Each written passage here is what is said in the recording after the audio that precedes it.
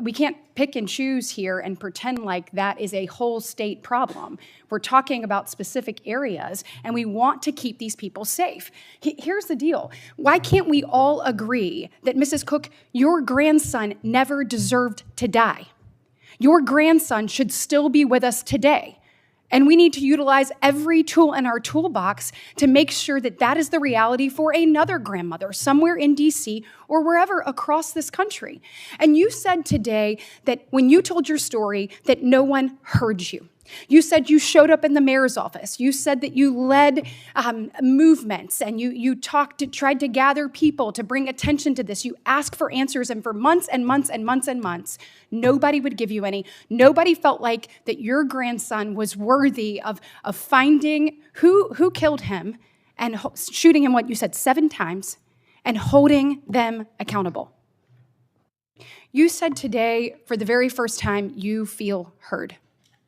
Can you talk to me about what it means with President Trump placing emphasis on keeping our communities safe, what it means to someone like you who has lost someone, your very firstborn grandson, so near and dear to your heart?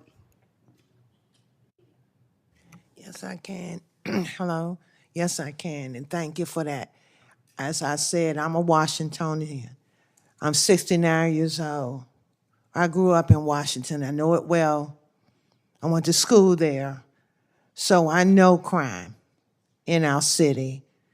And I know that the laws and the legislators and a lot of things need to be changed to combat it. If we don't send the killer a message, then they're going to keep killing. If you're only going to give me a slap on the wrist and you're going to let me out, then when I got that vacation, 3 hots in a cot for a little while, got some rest, I come back out and I do the same thing. I have not learned. There's no reform in there. And when it comes time to my grandson, and I'm living with that, and he only gets maybe 10 years, he shot my grandson, not 7 times, sweetie, 8. And then he took his body and threw it on the side of Suitland Parkway. And we had to look for my grandson. When we got back bones. It took us 9 months to find his remains, and we had to find his remains. We had to solve the case. We had to do the investigation. DC has had money to be able to do things like this until now. When someone is standing up and talking about it, then we want to raise our heads and say we want to do something. Something could have been done a long time ago. Thank you. Thank you for raising your voice. I appreciate it.